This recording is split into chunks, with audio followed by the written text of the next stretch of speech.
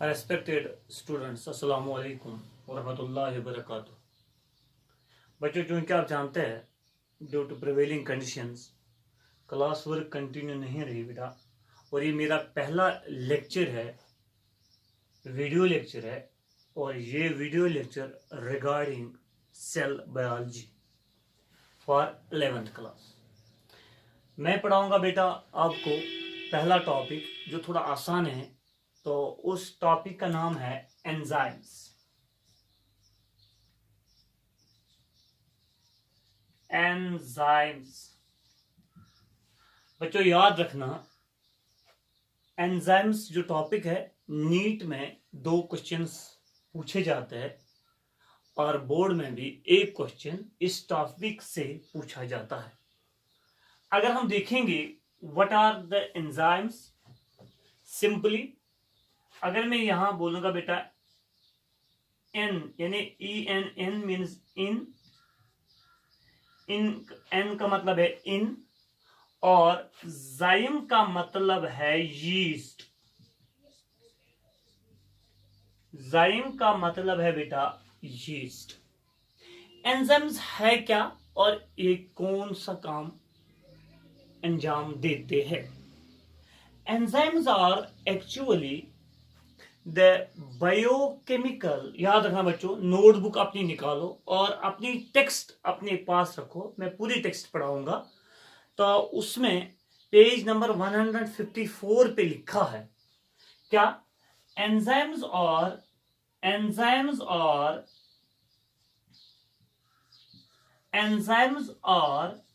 Biochemical enzymes और, लिखो बेटा, एंजाइम्स और biochemical catalysts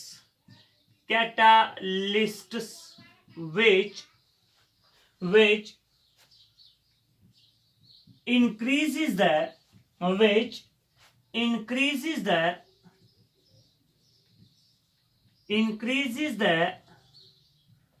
rate of biochemical which increases the rate of biochemical reactions. कैसे? by decreasing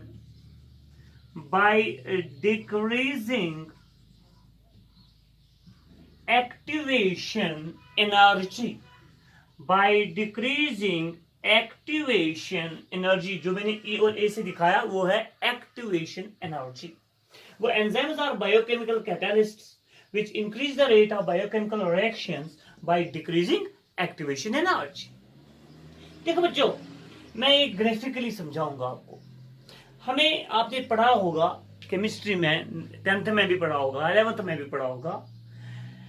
अगर हम 2 चीजों को मिलाएंगे, मिसाल रिएक्टेंट्स 2 को मिलाएंगे और वो बनाता है प्रोडक्ट। मिसाल मैं बोलूंगा A प्लस B मिलता है और हमें ये देता है C प्लस D, ये प्रोडक्ट है। इसमें टाइम लगता है रिएक्टेंट्स को मिलने में, फॉर एग्जांपल, तब ये प्रोडक्ट देते हैं 10 मिनट। लेकिन अगर मैं इनके साथ डालूंगा कोई कैटलिस्ट, A प्लस B के साथ कोई कैटलिस्ट डालूंगा, ये प्रोडक्ट बनेगा और बहुत फास्ट बनेगा, जल्दी बनेगा। और साथ साथ जो मैंने कैटलिस्ट डाला वो मुझे at the end of the reaction वापस मिल जाता है। Same is the case with enzymes. Enzymes catalyst का काम करते हैं, यानी एंजाइम्स और बायोकेमिकल कैटलिस्ट्स जो इस रेट ऑफ रिएक्शन मीन जो इस रिएक्टर्स को मिलाते हैं, यानी रिएक्टर्स मिलते हैं और प्रोडक्ट हमें बहुत फास्ट मिलते हैं, which increase the rate of biochemical reactions मगर by decreasing activation energy. And we are getting these enzymes जिन्होंने कैटलिस्ट का काम किया है, we are getting them back at the end of the reaction. ठीक, मैं थोड़ा ग्राफिकली आपको ये समझाऊंगा बेटा, आपके टेक्स्ट ने भी ये समझाया। देखो बच्चों, अगर हम देखेंगे ऐसे, मैं डालूंगा, ये एक ग्राफ है बेटा, आपके टेक्स्ट ने ये डाला है बेटा, याद रखना नीट में क्वेश्चन आएगा जरूर। यहां मानूंगा मैं ये सबस्ट्रेट है, मिसाल मैं ऐसे कश्मीरी में समझाऊंगा, हम खाना खाते हैं, बात चीज क्या, बत से हमें ग्लूकोज मिलता है लास्ट पे, यानी ग्लूकोज इज द प्रोडक्ट, बत इज द सबस्ट्रेट, जो हमने खाना खाया यानी इसके बाद बत से सबस्ट्रेट, इसके मेरे ग्लूकोज, ग्लूकोज प्रोडक्ट। मगर पता है आप लोगों को कि स्टमक में या माउथ में, इंटेस्टाइन में एंजाइम्स होते हैं जो इसको डाइजेशन में मदद करते हैं। लाइक माउथ में हमें एक एंजाइम है पढ़ा है डाइजेस्टिव सिस्टम में, सिल्वरी एमाइलेज, वो मदद करता है। वो एंजाइम ने मुझे ये ग्लूकोज बनाने में जल्दी की, और हमें यही सबस्ट्रेट फिर कन्वर्ट हो जाता है इनटू द प्रोडक्ट। मानो यही यहां एक लिखूंगा मैं, ये सबस्ट्रेट है, एस मीन सबस्ट्रेट। और लेकिन ये वाला, ये जो लाइन है, दिस लाइन वाई एक्सिस, ये दिखाता है पोटेंशियल एनर्जी, है ना, energy we can say potential energy. याद रखना, लिखना बच्चों, रब पे लिखो पोटेंशियल एनर्जी। ये वाली लाइन जो है एक्स एक्सिस जो है, ये दिखाता है progress of the reaction. Progress 154 page number पे एंजाइम्स का टॉपिक लिखा है टेक्स्ट बुक में, प्रोग्रेस ऑफ रिएक्शन। ठीक, ओके बच्चों, ये क्या है, सबस्ट्रेट। सबस्ट्रेट ऐसे होके लाइक दिस वे, ये बनाता है प्रोडक्ट। मानो दिस इज द प्रोडक्ट, मानो बत को कन्वर्ट इनटू ग्लूकोज। मगर ये जो सबस्ट्रेट है ना, इसको ये वाला बैरियर क्रॉस करना होता है, ये बैरियर है, ये इसको एनर्जी चाहिए और तब जाके ये कन्वर्ट हो जाता है into the product.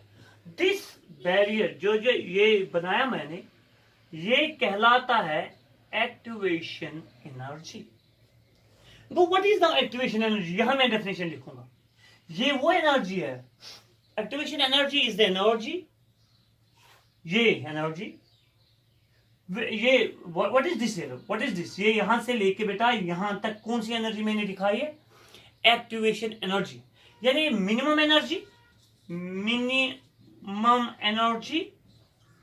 Minimum energy required to cross the transition state,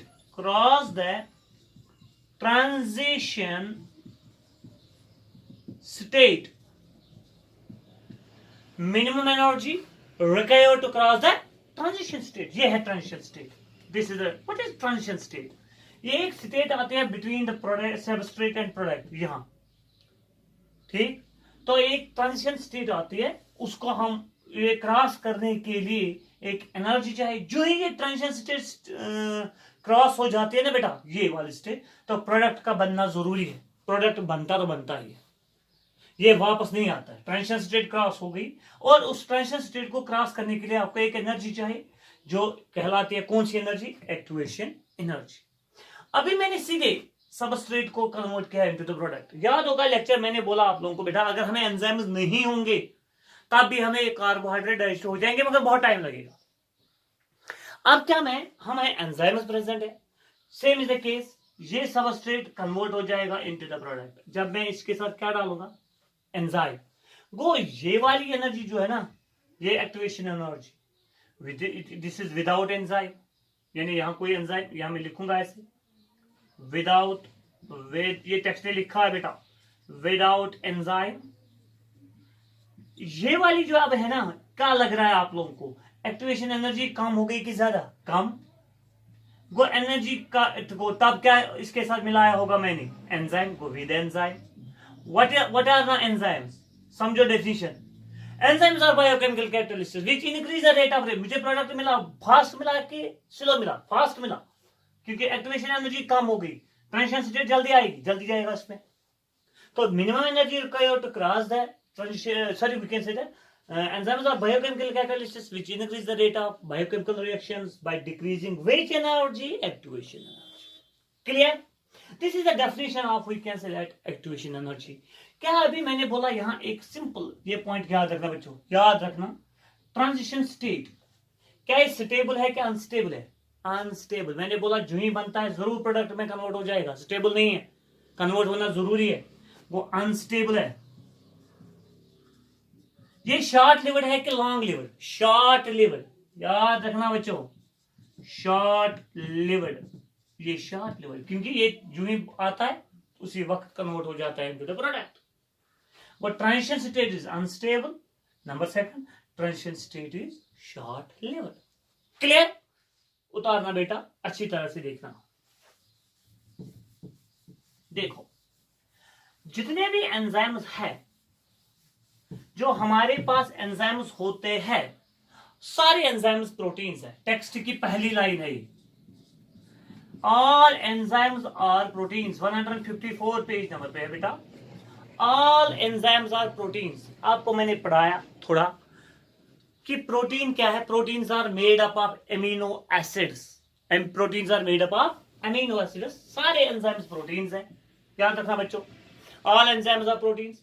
मगर एक्सेप्ट एक एंजाइम है जो टेक्स्ट ने भी मेंशन किया है, जिसका नाम है राइबोजाइम। ये प्रोटीन नहीं है, ये आरएनए होता है। Anyway, all enzymes are proteins except ribozyme. ठीक, नोट किया? ओके। और एक चीज, पहला एंजाइम जो एक्सट्रैक्ट हुआ है उसका नाम था यूरिएज।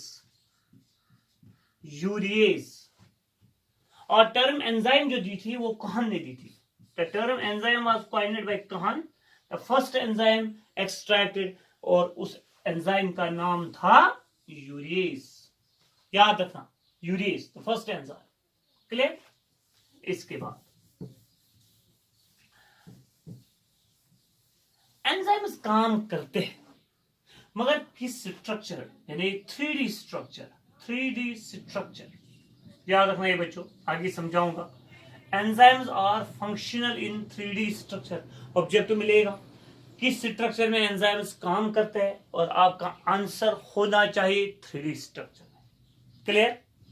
ओके बच्चों, enzymes are functional in which structure? 3D structure. Clear? अब सुनो मेरी बात बेटा, हमारे पास जितने भी रिएक्शंस होते हैं, मैं यहां लिखूंगा रिएक्शन, ये टेक्स्ट ने लिखा है बेटा, या तो वो एंडोथर्मिक होंगे या तो वो एक्सोथर्मिक होंगे। क्लियर?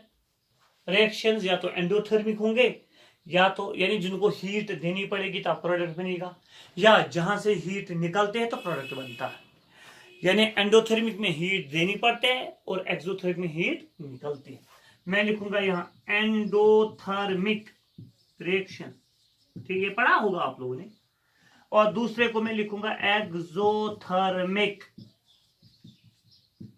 अगर आपको इसका ग्राफ बनाना होगा एंडोथर्मिक का, आप बना सकते हैं बेटा। देखो, यहां हमें ऐसे बनाऊंगा मैं बेटा, ये है सबस्ट्रेट। सबस्ट्रेट की एनर्जी है, ये एनर्जी पढ़ाया मैंने, ये प्रोग्रेस ऑफ रिएक्शन है, ये ऐसे होगा। एंडोथर्मिक में हीट देनी पड़ी कि हीट मतलब हीट लॉस हुई है बेटा, हीट निकल गई है कि इसको देनी पड़ती है, इसको देनी पड़ती है। तो इसका मतलब है यहाँ प्रोडक्ट ऐसे बनेगा, ये प्रोडक्ट है, और प्रोडक्ट की एनर्जी ज्यादा है एज कंपेयर टू सबस्ट्रेट, क्योंकि इसने हीट एब्सॉर्ब किया। यहां क्या होगा, यहां ऐसे ग्राफ आएगा, ये सबस्ट्रेट है, इसकी एनर्जी है, और प्रोडक्ट की एनर्जी कम होगी क्योंकि इतनी लूज किया है एनर्जी को। ठीक है ना बेटा? तो ये इसका ग्राफ बनेगा एंडोथर्मिक का, और ये बनेगा एक्सोथर्मिक का। क्लियर? क्लियर? यहां हीट हमें देनी पड़ती है, यहां हीट वापस निकलती है, यहां हीट निकलती है बेटा। ठीक, हमारे पास जो एंजाइम्स होते हैं वो हमारे पास दो किस्म के हैं। मैं यहां लिखूंगा enzymes. Enzymes are of 2 types. एक को मैं लिखूंगा एक्सो एंजाइम्स, दूसरे को मैं लिखूंगा एंडो एंजाइम्स। समझाऊंगा। एक्सो एंजाइम्स वो एंजाइम्स होते हैं जो काम करते हैं मगर आउटसाइड द सेल। मिसाल म्याद, म्याद bag like structure, J shaped. Enzyme cell से निकल के आते हैं और उस जे शेप्ड स्ट्रक्चर में काम करते हैं, वो सेल से बाहर आता है। Such enzymes are called as exo enzymes. तो लिखा भी digestive enzymes. Clear? Digestive enzymes, ये एग्जांपल है, ठीक है ना बेटा, ये एग्जांपल है। दूसरा यहाँ एंडो एंजाइम जो होता है ये सेल के अंदर काम करता है। इंशाल्लाह पढ़ेंगे आप लोग the enzymes of Krebs cycle. Krebs cycle, for example enzymes of what cycle? Krebs cycle. वो enzymes are of two types, one is exo, another is endo. Clear? ये थी सिंपली क्लासिफिकेशन के एंजाइम्स कहां पे काम करते हैं। लेकिन अब बहुत इंपॉर्टेंट है, हर साल उससे क्वेश्चन पूछा जाता है। On the basis of their nature, nature मतलब enzymes are of two types. एक को हम बोलते हैं सिंपल एंजाइम्स, दूसरे को हम बोलते हैं कंजुगेट एंजाइम्स। एक को बोलते हैं सिंपल एंजाइम्स और दूसरे को हम बोलते हैं बेटा कंजुगेट एंजाइम्स। सिंपल एंजाइम वो एंजाइम होते हैं जो खाली प्रोटीन्स होते हैं, यानी प्रोटीन्स के बने हैं, खाली उनके साथ प्रोटीन है, प्रोटीन मींस प्रोटीन, और कुछ इनके साथ नहीं होता है। और such enzymes are called as simple enzymes. मिसाल आपको पढ़ाया मैंने, pepsin, pepsin is a simple enzyme.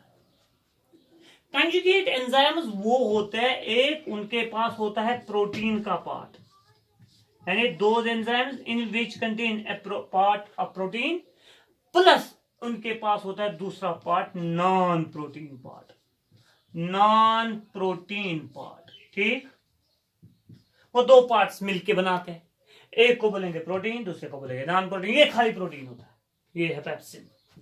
Clear? Protein part जो होता है, याद रखना बच्चों, उसको हम बोलते हैं apoenzyme. Apoenzyme, protein part is called as apoenzyme. Non protein, ये पूछा जाता है इस सवाल, non protein part is called as cofactor. Cofactor याद थे जो गुबुरम्यून लास्ट वाले पेज पे लिखा है। Protein part is called as apoenzyme, non protein part is called as cofactor. मिलके दोनों को, यानी एपो एंजाइम प्लस कोफैक्टर, ये बनाते हैं, इसको हम लिखते हैं हालो एंजाइम। हालो एंजाइम, पिछले साल का क्वेश्चन, हालो एंजाइम। वो हालो एंजाइम में होता है एपो एंजाइम प्लस होता है कोफैक्टर। एपो एंजाइम का मतलब है प्रोटीन, कोफैक्टर का मतलब है नॉन प्रोटीन पार्ट। दोनों को मिलके बोलते हैं, जिस वाले एंजाइम को हम बोलते हैं कंजुगेट एंजाइम।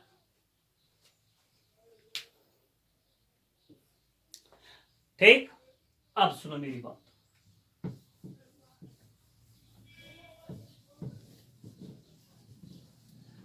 अब हम बात करेंगे पहले ये कोफैक्टर होता क्या है। मैं लिखूंगा बेटा यहां cofactor.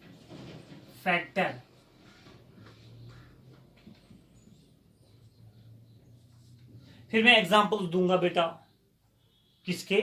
That is hello enzyme के एग्जांपल्स, यानी कंजुगेट एंजाइम जिसमें प्रोटीन भी होता है, नॉन प्रोटीन भी होता है। कोफैक्टर्स तीन टाइप्स के होते हैं, तीन किस्म के होते हैं, टेक्स्ट में लिखा है। नंबर 1, एक वाले पार्ट को बोलते हैं प्रोस्थेटिक ग्रुप। याद रखो बच्चों, प्रोस्थेटिक ग्रुप, प्रोस्थेटिक ग्रुप। ठीक,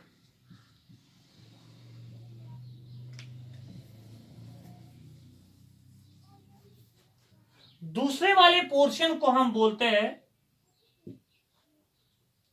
coenzyme. Coenzyme.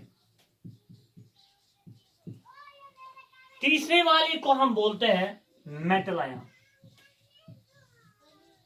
Metal ion. Number 1 prosthetic group, number 2 coenzyme, number 3 metal ion. क्या फर्क है? लेकिन तीनों को हम बोलेंगे, ध्यान है, कोफैक्टर्स। क्या बच्चों ये प्रोटीन पार्ट होंगे कि नॉन प्रोटीन पार्ट? ये होंगे जरूर non protein, non protein part. Clear? अब हम पहले प्रोस्थेटिक ग्रुप की बात करेंगे।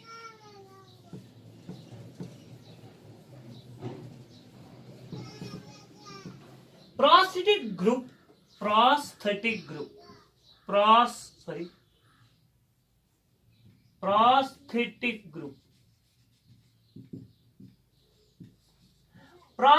ग्रुप जो होता है बेटा, ये होता है ऑर्गेनिक, यानी ऑर्गेनिक मॉलिक्यूल, मगर प्रोटीन है कि नॉन प्रोटीन? ओ बच्चों बोलो, ये होता है नॉन प्रोटीन। मगर मुझे बोलो बच्चों, ये ऑर्गेनिक होगा कि इनऑर्गेनिक होगा? ऑर्गेनिक होगा। और ये क्या होता है? टाइटली बाउंड होता है एपो एंजाइम के साथ, यानी जो प्रोटीन पार्ट होता है एंजाइम का, एपो एंजाइम, उसके साथ बांध के होता है। टाइटली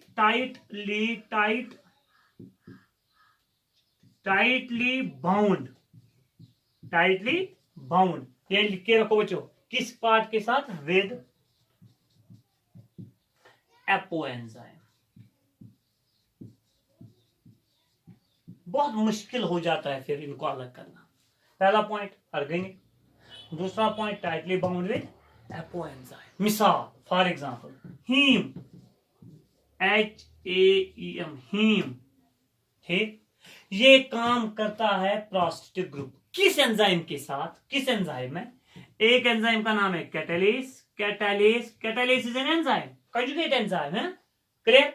इसमें प्रोस्टेटिक ग्रुप कौन है? हीम। अच्छा, दूसरा एंजाइम है पर ऑक्सीडेज। एक का नाम है कैटालेस, दूसरे का नाम है परऑक्सीडेज। ये कैटालाइज एक रिएक्शन करते हैं बेटा, हाइड्रोजन पेरोक्साइड को कन्वर्ट करते हैं इनटू वाटर प्लस ऑक्सीजन। याद रखना बच्चों। एनीवे, हीम एक प्रोस्टेटिक ग्रुप है। क्या ये बच्चों ऑर्गेनिक है कि इनऑर्गेनिक है? ऑर्गेनिक है सर, क्लियर? मुझे बताओ कि ये टाइटली बाउंड है विद एपो एंजाइम या लूजली बाउंड है? ये टाइटली बाउंड है, क्लियर? तो ये चीजें आप याद जरूर रखेंगे।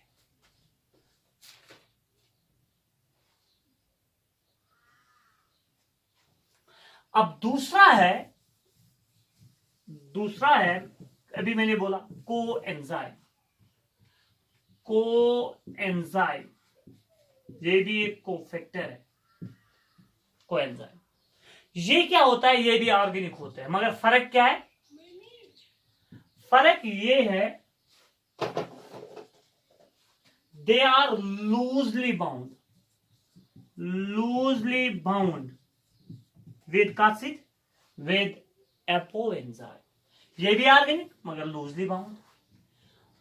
जैसे हम वाइटामिन को लेते हैं, मोस्ट ऑफ द वाइटामिन, यानी वाइटामिन काम करते हैं as coenzymes. We can say that vitamins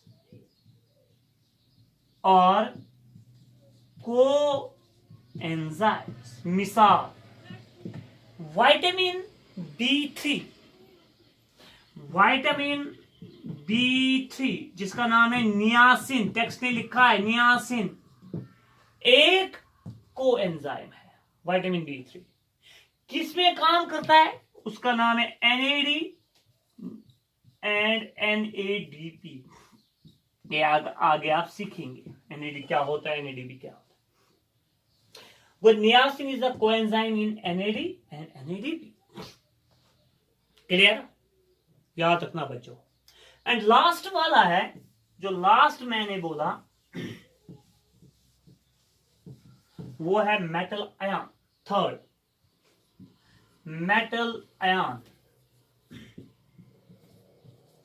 ये ऑर्गेनिक होगा कि इनऑर्गेनिक? कॉमन सेंस, मेटल है, ये इनऑर्गेनिक होगा। ठीक, ये मेटल आयन है कोई, फॉर एग्जांपल आयरन है, एक साइड से अटैच होता है किसके साथ? One side it is attached with the enzyme, और दूसरे साइड से ये अटैच हो जाता है विद द सबस्ट्रेट। ठीक, बाय कोऑर्डिनेशन बॉन्ड। एनीवे, इतना याद रखेंगे आप लोग। मेटल आयन काम करता है एज किसके साथ ये क्या काम करता है? As cofactor. मिसाल के तौर पर हमारे पास जिंक है Zn2 पॉजिटिव, ये एक एंजाइम है, कोफैक्टर है, जिसका नाम है कार्बोक्सी, याद रखो बच्चों, कार्बोक्सी पेप्टाइडेज, पेप्टाइडेज, ठीक। यह है मेटल आयन, यह है मेटल आयन और यह एंजाइम, इसमें ये कोफैक्टर है। यह ऑर्गेनिक है कि इनऑर्गेनिक? इनऑर्गेनिक है और थोड़ा लूजली बाउंड होता है विद एपो एंजाइम के साथ, loosely bound with apo enzyme. अगर ये चीज निकालेंगे ना बाहर, इस एंजाइम की एक्टिविटी हो जाएगी खत्म।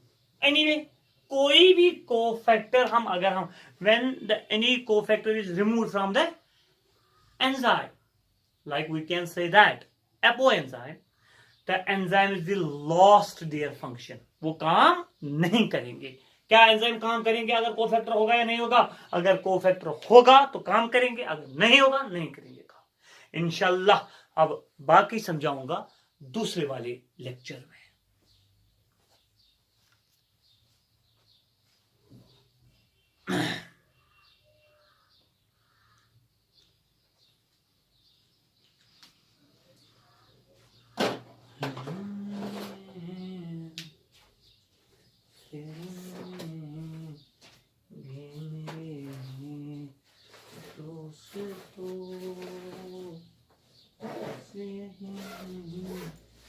है मकान आखिरी आखिरी